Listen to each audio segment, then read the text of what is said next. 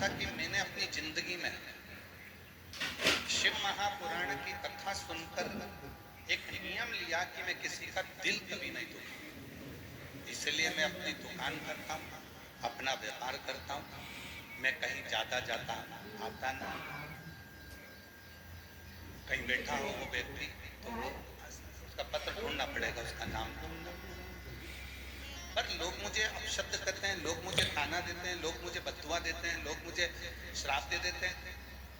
पहले मैं जब बहुत छोटा था, मेरी एक दुकान थी छोटी सी, और मैं बहुत गरीब परिस्थिति में था, तब कोई मुझे ना तो बदुआ देता था, ना श्राप देता था, ना अपशब्द कहता था, ना लोग मुझसे जलते थे, ना ईर्ष्या करते थे।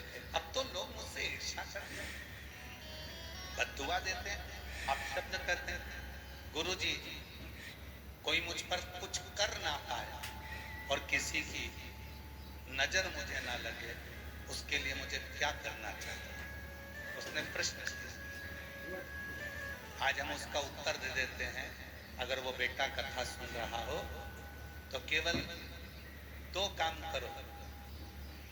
एक, माँ की सेवा करो, अपने घर में जो माँ है उसकी सेवा करो, और दूसरी महादेव की सेवा करो।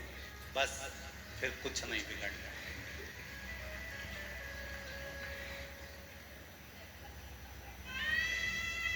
एक माँ की सेवा करो, अपने घर में जो बुजुर्ग माँ है उसकी सेवा करो, और दूसरा महादेव की सेवा करो। ये दो ऐसे हैं जो आपको कभी जिंदगी में ना नजर लगने देंगे, ना कोई ढोना होने देंगे, ना कोई टोटका होने देंगे, ना किसी की बद्दुआ लगने देंगे, ना किसी का श्राप लगने देंगे, और ना किसी की बुरी दृष्टि लगने देंगे। एक माँ, एक महादेव। दो है।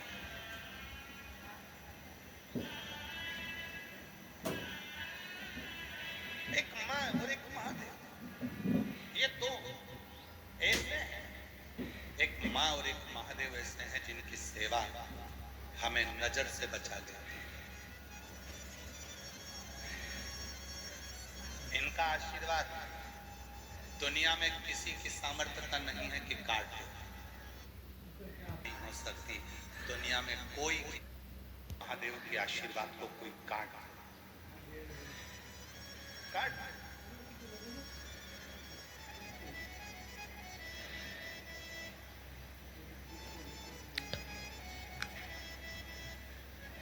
किसी की नजर लगती है तो क्या करते हैं? महादेव के जो भक्त होते हैं नजर कैसे उतारते हैं? शिव जी के मंदिर में जाकर जल चढ़ा देते हैं, जल को लाकर अपने बेटे पे ही स्मरण कर घुमाकर वही जल बेटे के ऊपर छीट देते हैं।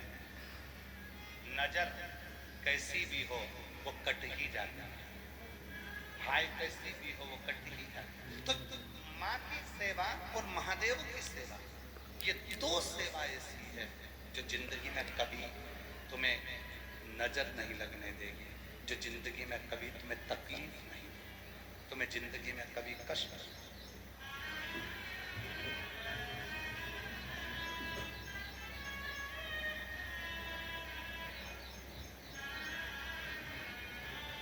कर सेवा तू लगन लगाकर, मन में सच्चा भाव जगा, और ये की आंखें खोलो रे, अब भोले के बोलो। ये की आंखें खोलो रे, अब भोले।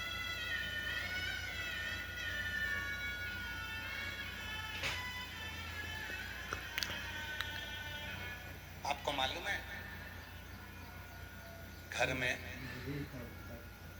बुजुर्ग जो चले जाते हैं, घर की माँ, घर के पिता, घर का कोई बुजुर्ग चले जाता है तो घर में उसका फोटो लगाया जाता है। क्यों लगाते हैं? किस लिए लगाते हैं? उनका फोटो देखेंगे तो हमें क्या मिलेगा? घर की बुजुर्ग माँ घर के बुजुर्ग पिता जब अपना देह त्याग कर चले जाते हैं तो उनका फोटो घर में लगा दिया जाता है। रोज भगवान को प्रणाम करते हैं तो हम उनको भी प्रणाम करते हैं। किस लिए करते हैं? दो चीजों के, एक पूर्व से चित्त और चरित्र दोनों श्रेष्ठ है। अपने पितरों को, अपने पूर्वजों को, अपने गए हुए उन जीवों को प्रणाम करने से चित्त और चरित्र ये दोनों श्रेष्ठ है।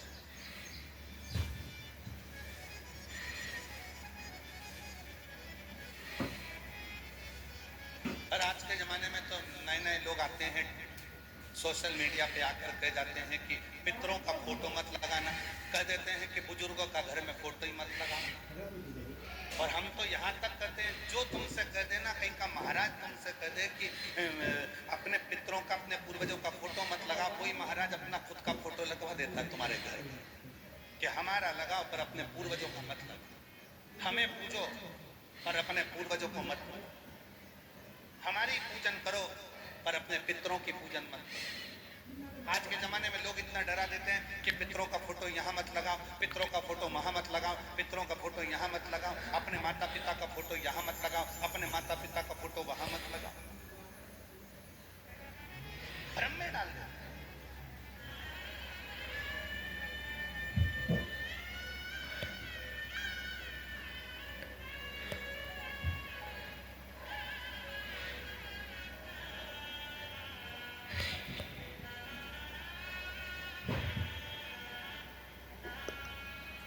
अभी रांची आने से पहले, विवेक जी, रांची आने से पहले सीहोर में प्राण प्रतिष्ठा महोत्सव था, मुरली मनोहर मंदिर।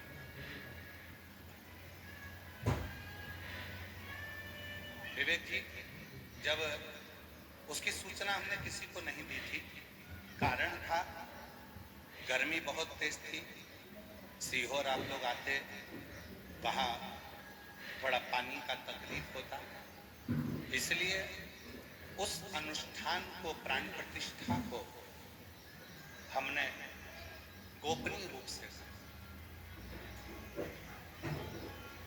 कलयुग में सतयुग, त्रेता युग और द्वापर युग, इन तीनों का समावेश कुबेरेश्वर धाम की धरा पर कर दिया।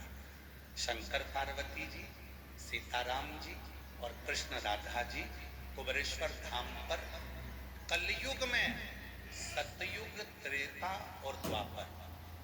अब कई लोगों ने कहा, क्यों गुरुजी आपने एक ही मंदिर में शंकर पार्वती को विराजमान करा, एक ही मंदिर में सीताराम जी को विराजमान करा, एक ही मंदिर में कृष्ण राधा को विराजमान करा, ऐसा क्यों? हमने कहा पूरी शिव महापुराण को पढ़ा, स्कंद पुराण को पढ़ा, कूर्म पुराण को पढ़ा, विष्णु पुराण को पढ़ा, 18 पुराणों को पढ़कर देख लिया, सभी पुराणों में एक ही चीज मिली कि भगवान नारायण के दिल में अगर कोई बसते हैं तो शिव बसते हैं, और शिव के दिल में अगर कोई बसते हैं तो नारायण बसते हैं। तो उनको सतयुग, त्रेता और द्वापर का दर्शन कलयुग में जब एक जगह पर, एक ही मंदिर में होगा तो उनकी जिंदगी सार्थक हो जाए, उनकी जिंदगी का सारा दुख। अब विवेक जी, बात यहाँ अड़ी कि यज्ञ चालू हुआ,